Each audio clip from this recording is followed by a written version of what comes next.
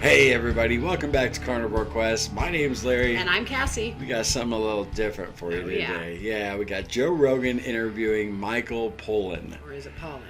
We're not sure. Put it in the comments if you know. Yeah, Michael Pollan or Michael Pollan. Anyway, this is a fascinating conversation about coffee and caffeine. Been wanting to bring it to you for a while now, and Cassie has never seen it, so she's going to be reacting with you guys for the very first time. I've actually seen this thing like 3 or 4 times over the last year and a half. Whenever I run across it, I'll watch it again because it really is fascinating. The history of coffee, the effect it had on society. You're gonna dig it. Okay. Yeah, I've been wanting to bring this to you guys for a while now, but time was never right. But I figured we just failed so miserably on the Lion Diet trying to give up coffee that this is the absolute perfect time to bring this to you guys.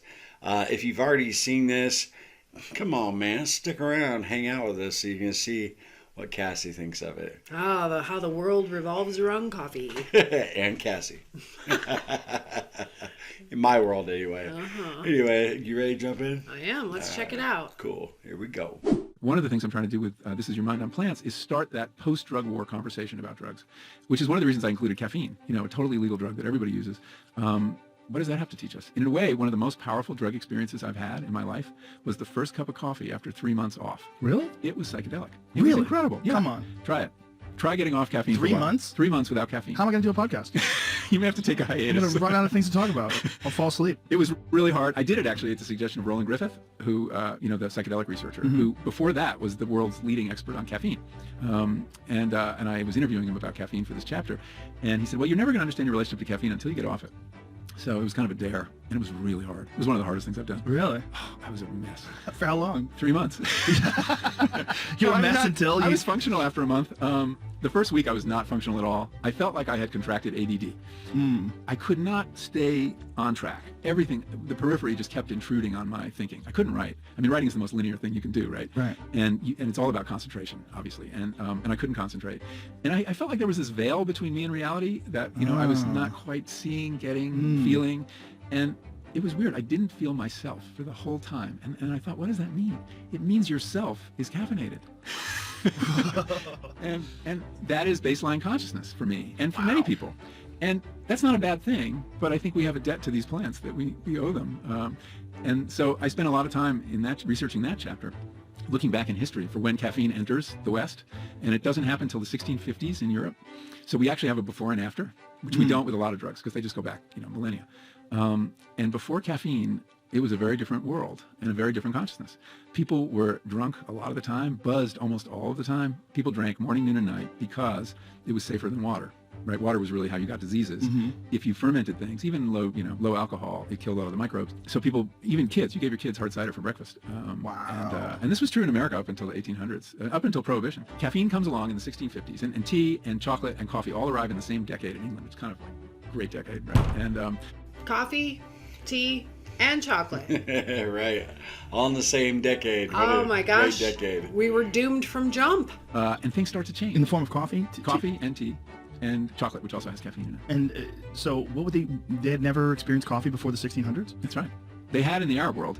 They'd had it from like 1200 or something like that. Supposedly it was discovered in 800s by a herder in like Ethiopia who noticed that his goats were getting very frisky when they ate this particular berry and would stay up all night. And so he kind of like started experimenting, or he brought it to these monks and they made a drink, and it's like, it makes sense that it was in the Arab world, because if you think about all the science that was being done in the Arab world, all the literature back then. So one theory is that the Arab world had coffee first and had this incredible golden age. Yes. And there's a historian of psychoactives named Wolfgang Schivelbusch, and he correlates. What a name. Isn't that wonderful? German, of course. Wolfgang Schivelbusch. It's a great book. It's called Taste of Paradise. Highly recommend. Wolfgang Schivelbusch. His book is Taste of Paradise. Okay. All right. So look that up, folks. Yeah, what a name to grow up with. Oh, man. And he said this was the perfect drug for the culture that invented mathematics and had this incredible, and it helped the culture in two ways. One was, as safe as alcohol made water, boiling it made it much safer. And coffee and tea, of course, both required boiling water. No one drank boiling water or hot beverages before. So this gave this incredible public health boost to these places. And then you have the drug that basically fosters a kind of more linear, rational, focused way of thinking.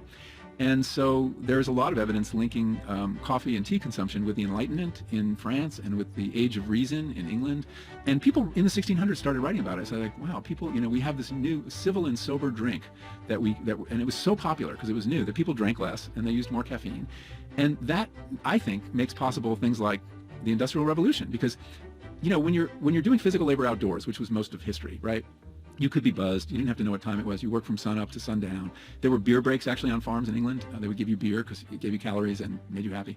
But when you start moving into like running machines and doing double entry bookkeeping, you need a clearer head. And when you start moving toward night shifts and overnight shifts, you couldn't do that without caffeine. And that's when it begins. There's a whole... So what I'm getting, caffeine is a drug, and the Industrial Revolution was possible because of caffeine. Oh yeah, we totally live in a different world right now. Apparently, if it wasn't caffeine, it's all you coffee haters, that are enjoying all the fruits of those time periods. Well, hold on, I'm not so sure how I feel about this. What do you mean? I think it's great. Well, I think... We wouldn't have a YouTube channel right now if it wasn't for No, coffee. but we'd have simpler times, and we probably would have never got up to 550 pounds each. Our parents probably would have never been born because of disease. That's true. It's the unknown. This is very interesting. America might not even exist, going back to the 1600s. So I just think it's fascinating, society, kids walking around, everybody just a little buzzed on alcohol. Yeah. It's what a culture shock if you went back to that. That's not really depicted in movies and TV that much. No, not at all. You never see little kids drinking. Right. And that was the norm. Yeah. So I thought that was really fascinating. Something in this interview that just really struck me. So from one drug to another. Okay, well, at least... Oh, and one more thing. He talked about, staying he couldn't function. Right. When he was off the first week. And that's exactly how I felt. I couldn't focus. I couldn't edit a video. Yeah. Brutal. Anyway, I love coffee. Whole new, it freed us from the rhythms of the sun, which dictated everything in Western culture. You could only work till the sun went down. Machines and doing double entry bookkeeping. You need a clearer head. And when you start moving toward night shifts and overnight shifts, you couldn't do that without caffeine. And that's when it begins. There's a whole new, it freed us from the rhythms of the sun, which dictated everything in Western culture. You could only work till the sun went down. So it had a profound effect on capitalism, the rise of capitalism. And the clearest illustration of that I came across is the coffee break. Where did that come from? The coffee break actually has a history. We know the company that came up with it. And it was a necktie manufacturer in Denver called Wigwam Weavers. Really? And Wigwam Weavers made these very intricate silk neckties.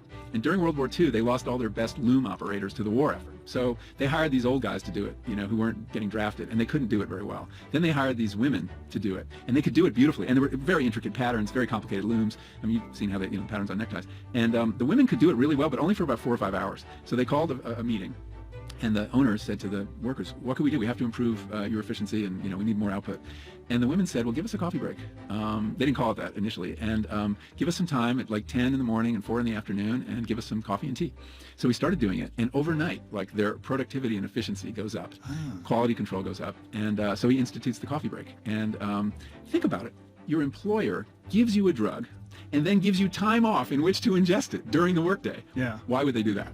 Because it contributes mightily. So the coffee break might seem like it's something your boss is giving you, but it's a way to extract more value from you.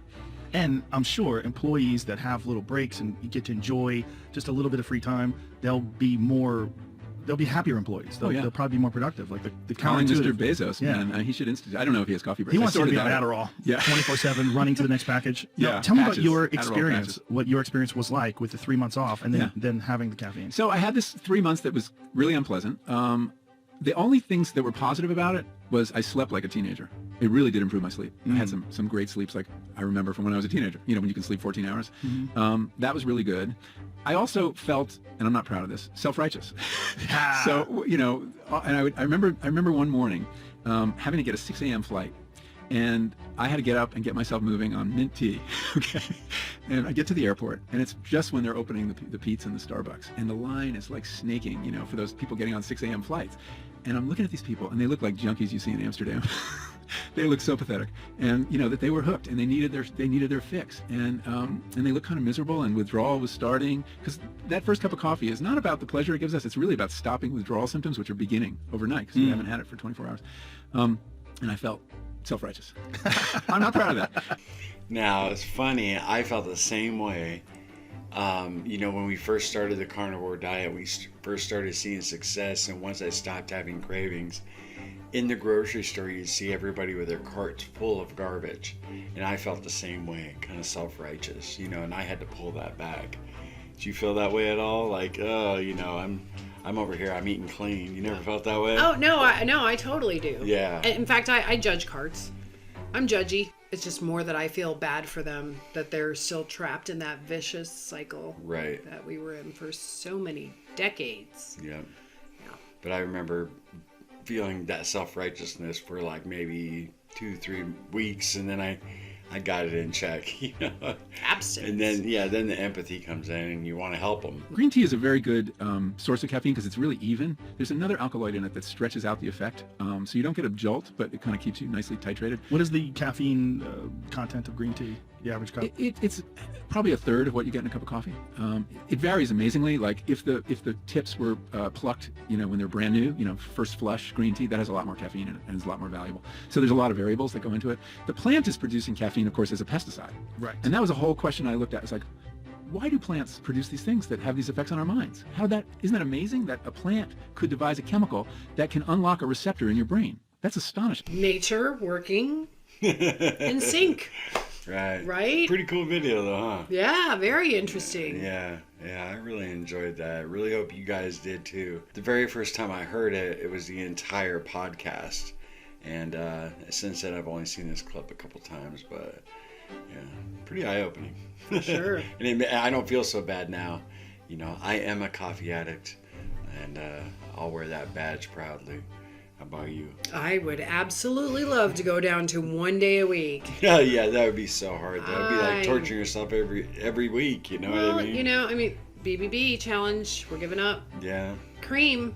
Yeah, we're not doing cream for the BB challenge. I would just have to think that eventually the coffee is just gonna, I don't know, unless we just love the butter with the elements so much, which I do like, but I'd always put a splash of milk in there. Mm-hmm. I had a handful of cups with butter in it, but black coffee, no way. So it's really the caffeine and the cream. Yeah. I really like what he said when he's like, I had a deadline on Thursday, and I'm like, well, it made me think of your trip up north. Cassie had given up coffee for June for the Lion Diet, and she made it 10 days. She had a little bit on Larry's birthday, but then the road trip up north. Well, I got to have coffee for the road. It was wide open then. As much coffee as I wanted. Yeah, right. You opened that mouth and guzzled it. That's pretty good. That's pretty funny. Mm-hmm. Anyway, guys, really hope you enjoyed this video. We don't do reaction videos like this very often. And did you have fun? I did. Yeah. That was really interesting. I learned a lot. Yeah. I did know about the fermentation process with drinking, and they did enjoy. I didn't know about the kids though drinking the alcohol. Right. I guess I just never thought about, well, what do the kids drink? It's just like, oh, everybody got drunk, and the kids too. So I think there are pros and cons with coffee. Yeah. There really are. Sure. There's drawbacks and yeah. For sure, but I can definitely say, in my opinion, 100%, the world would not be the same without coffee. Oh, that is for sure. Good or bad, it wouldn't be the same. Well, you guys, hey, if you're not going to be a part of our July challenge, why not? It's starting in a couple days. We'll see you there. BBBE, walking, weight loss, accountability, support, community. All the good stuff. All the good stuff. All the good things. Is that what you normally say? All the things. All the things. Anyway, guys, till next time, no sugar, no carbs, no cheating. Love y'all.